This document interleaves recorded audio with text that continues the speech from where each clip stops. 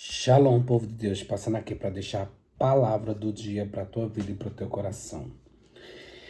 Livro de Atos, capítulo de número 2 e o versículo de número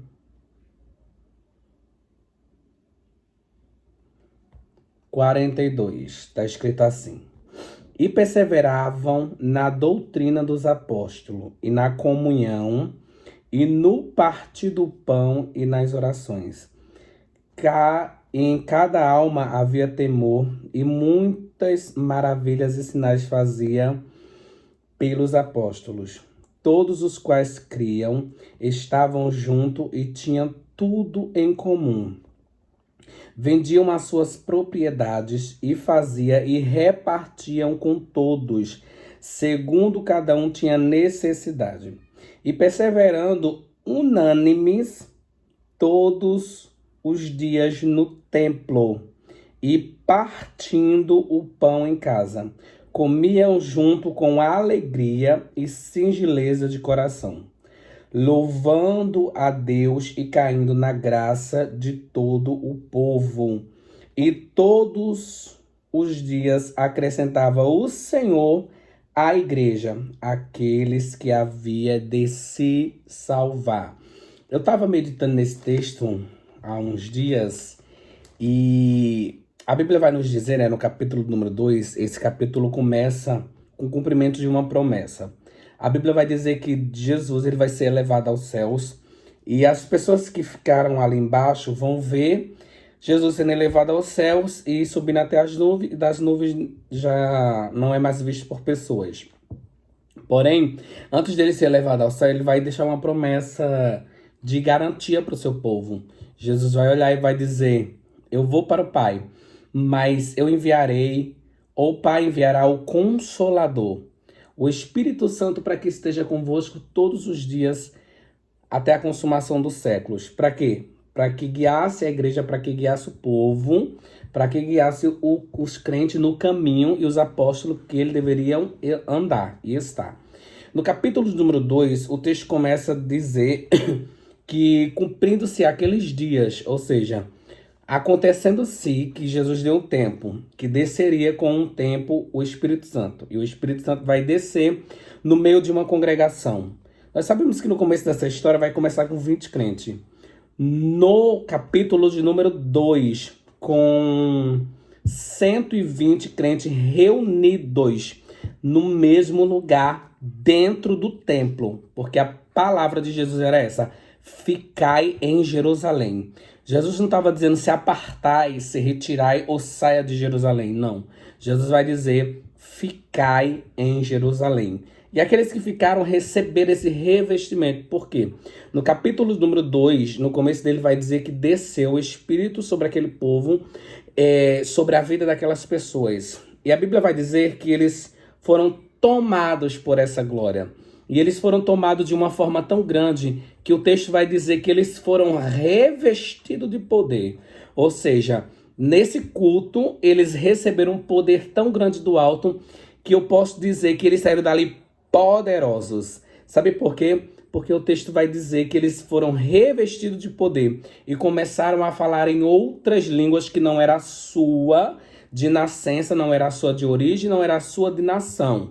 Mas eles começaram a falar em outras línguas conforme a necessidade de quem estava fora ouvisse o que estava sendo pregado ali dentro. Não era a língua dos anjos, era línguas de homens, era línguas da terra, era línguas que alguém que chegou naquele ambiente. Em Jerusalém, a festa de Pentecostes costumava trazer milhões de pessoas de toda nacionalidade. E para aquele dia, o céu tinha reservado algo diferente. Porque aquelas pessoas que foram revestidas de poder, que se tornaram poderosas, começaram a falar essas línguas. Alguém de fora olha e acredita que eles estão embriagados. Só que quando alguém ouve a fala, alguém ouve a voz, eles vão dizer: mas não são esses galileus? Mas não são esses daqui da região, da redondeza? E por que estão falando em nossas línguas, que somos árabes, que somos gregos, que somos de outra nação? Como que eles estão falando nossa língua? Mas era uma estratégia do céu para que o evangelho fosse pregado naquele ambiente. A Bíblia vai nos dizer da metade desse desse mesmo capítulo número 2 para frente, que Pedro vai tomar a palavra e vai dizer: não pense que esse povo está embriagado. Estes homens não estão embriagados, como vós penseis, sendo essa a terceira hora do dia. Só que Pedro vai começar a pregar. Pedro vai começar a dizer e vai dizer: olha, eu vou falar algo e é necessário que vocês entendam. Pedro vai começar a pregar o que Joel profetizou lá atrás. E nos últimos dias acontecerá, diz Deus, que do meu espírito derramarei sobre toda a carne, e os vossos filhos e as vossas filhas profetizarão, e os vossos jovens terão visões, e os vossos velhos sonharão sonhos, e também o meu espírito derramarei sobre os meus servos e minha serva naqueles dias, e profetizarão. No versículo número 20 vai dizer: o sol se converterá em treva e a lua em sangue, antes de chegar o grande e glorioso dia do Senhor. E acontecerá que todo aquele invocará o seu nome, aquele que invocar o seu nome será salvo. Pedro vai estar pregando essa palavra de arrependimento, essa palavra de salvação para essas pessoas. No mesmo capítulo, no versículo de número 41, vai dizer: de sorte que foram batizados e os que de agrado receberam a sua palavra. E naquele dia agregou-se 3.000 almas. Ou seja, Pedro, ele vem com uma palavra de exortação, ele vem com uma palavra de fim dos tempos, e ele vem com uma palavra de arrependimento. Quando Pedro, possuído, cheio da presença do Espírito Santo, porque Pedro também saiu daí poderoso, disposto a pregar, a ensinar e a alertar aquelas pessoas. A Bíblia vai dizer que os ouvintes desse texto, os ouvintes da palavra que Pedro estava pregando, ficaram tão impactados com o teor da palavra, porque Pedro não vai medir palavras para falar para aquele povo o que o céu estava liberando. Pedro estava dizendo: ele foi, mas ele vai voltar. E para que você esteja preparado, é necessário que se arrependa, é necessário que se batize, e é necessário que confesse Jesus como Salvador da tua vida. E naquele ambiente, a Bíblia vai nos dizer que quase 3.000 almas se converteram a Cristo, se converteram ao Evangelho. Quando nós lemos o versículo de número 42 em diante, nós vamos ver o fruto do que foi feito naquele Pentecoste, o fruto do que a pregação de Pedro trouxe. Porque o texto vai dizer: e perseveravam ele na doutrina dos apóstolos, na comunhão, tá? Doutrina dos apóstolos e na comunhão, ou seja, tinha uma comunhão entre eles, tá? Não tinha divisão entre eles, era comunhão. O texto é muito claro em dizer: perseveravam na doutrina dos apóstolos e na comunhão, no partir do pão e nas orações. Quando vai falar de comunhão, quer dizer estar junto, congregar-se, tá? Eles se congregavam no partir do pão. Isso fala de janta, isso fala de ceia, isso fala de comunhão e nas orações. Ou seja, aquele povo reunia-se para orar junto. Aquele povo estava junto num só propósito, que era a salvação da sua própria vida, da sua própria alma. E a cada dia havia temor e muitas maravilhas e sinais fazia pelos apóstolos, ou seja, porque o povo tinha temor à palavra, tinha temor a Deus, tinha obediência. Por isso que acontecia tantos milagres por intermédio da vida dos discípulos. Todos os que criam estavam juntos e tinham tudo em comum. Todos que ouviam estavam juntos e tinham tudo em comum. Um só pensamento, um só propósito, uma só comunhão. Eles estavam todos juntos numa só comunhão, porque tinha tudo em comum. O pensamento daquele povo era um só. O pensamento daquele povo era que o reino cresça e que eles diminuam. Só que escuta isso.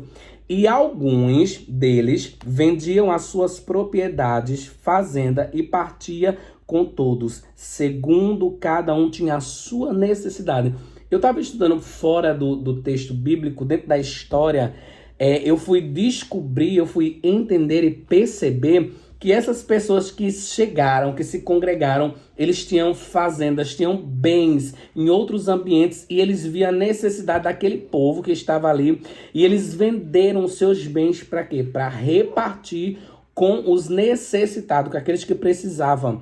E isso é muito poderoso.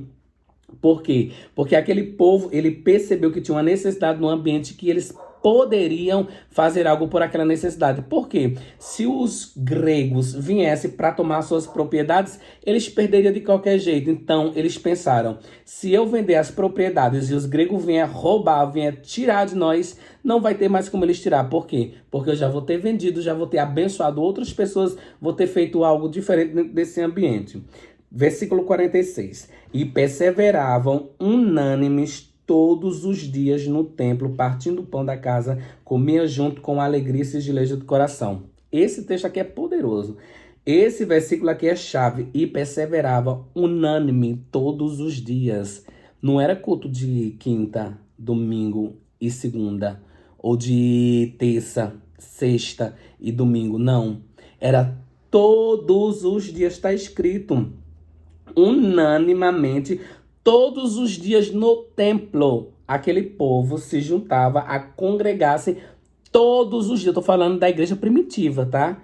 Eu tô falando da igreja da doutrina, da igreja primitiva, de como começou a igreja sobre a face da terra depois da subida de Jesus e da descida do Espírito Santo.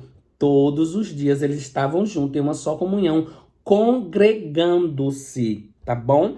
E comiam juntos com alegria. Eles não congregavam por obrigação, eles não estavam juntos por obrigação, eles estavam juntos com alegria nos lábios, com sorriso. E o texto vai dizer aqui no versículo 47, esse capítulo, no versículo 47, louvando a Deus e caindo na graça de todo o povo. Eles comiam junto, cultuavam junto, louvavam a Deus junto, comungavam todos juntos, louvando a Deus e caindo na graça de todo o povo. Era com alegria, tá? Nós temos que ser um povo alegre, porque o que diferenciava esse povo do povo que estava de fora era a alegria desse povo. O povo de Cristo era um povo alegre e as pessoas queriam se juntar por causa da alegria desse povo. Louvava a Deus e caía na graça de todo o povo. Todo o povo caía na graça daquele povo, porque via Deus na vida dele, via felicidade, via alegria dentro do coração deles. Ou seja, quando o povo de fora observava a atitude, o comportamento dos cristãos da igreja primitiva, eles queriam se juntar, queriam estar perto, queriam estar junto. Por quê? Porque eles viam alegria no coração desse povo em servir a Deus. Não era obrigação, era por alegria. E todos os dias acrescentava o Senhor à igreja aqueles que havia de se salvar. Pronto, finalizou esse texto. E todos os dias o Senhor acrescentava aquele povo, ou seja, aquele povo tinha um crescimento diário. Sempre estava chegando alguém para se congregar, para se converter, para estar junto, para caminhar junto, para fazer obra junto. Por quê? Porque dali sairia o povo para as nações, entre discípulo e aqueles que foram discípulos dos discípulos. E dali sairia para todas as nações. Se hoje o evangelho chegou no Brasil, foi por causa desse povo. Se hoje a Bíblia, a palavra, chegou no Brasil, foi por causa desse povo. Da comunhão desse povo, do congregar desse povo, da unanimidade desse povo, da comunhão que esse povo tinha. Por causa dessa alegria, o evangelho chegou até você.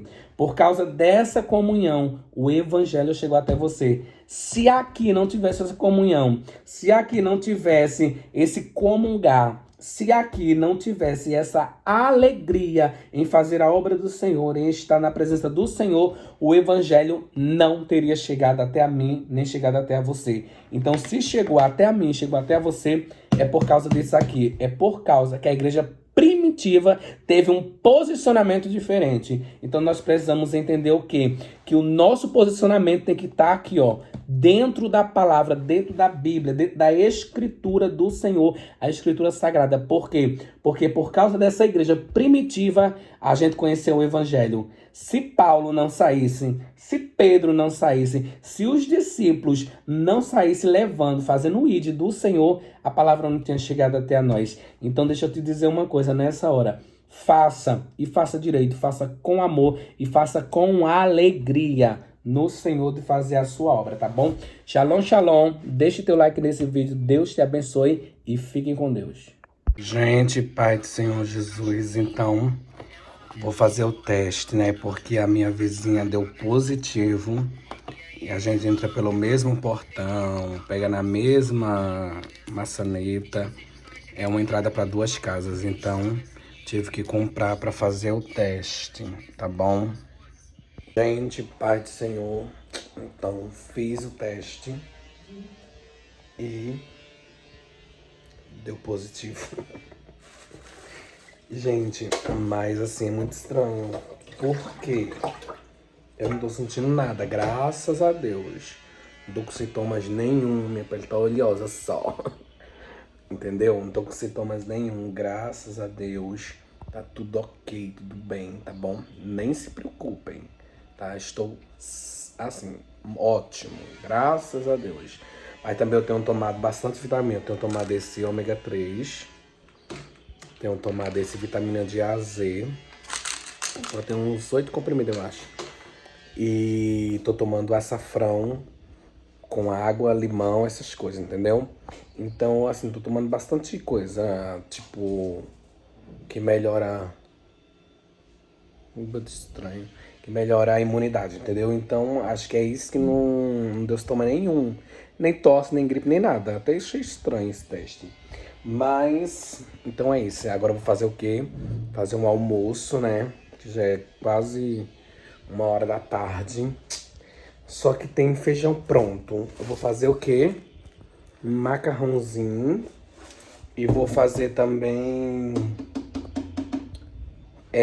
frango. Esse não é fritura porque não é no óleo, tá? Então, esse pode fazer frango na airfry. Amém, igreja? E continuo no propósito sem açúcar, tá? Assim, gente, o propósito sem açúcar, assim, tá bem complicado, mas já tá finalizando. Então, deixou de ser problema a falta de açúcar. Mas assim, eu tô com muita vontade de comer trufa de coco. Tô com muita vontade de comer trufa de coco. E eu tava com vontade de tomar açaí. Agora eu já não tô mais. Por quê? Tá frio, tá chuvoso no Rio de Janeiro. Vou até mostrar pra vocês ali como que tá o tempo. Tipo, hoje não choveu, tá? Hoje amanheceu bastante nublado, aquele clima gostoso. E falar mais uma coisa pra vocês também. As agendas que eu tinha essa semana, eu cancelei, tá? Aí os pastores vão remarcar uma outra data, porque serão 7 dias.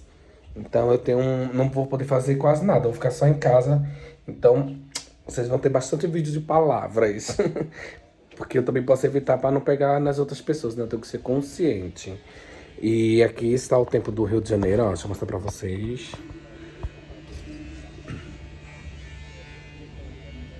Está assim. O clima meio nublado, entendeu? Tempo assim, aquele tempo gostosinho de chuva. Ai, eu vou ficar em casa de molho, né? Nesse tempo. Nesse tempo assim, né? Ó, a tosse.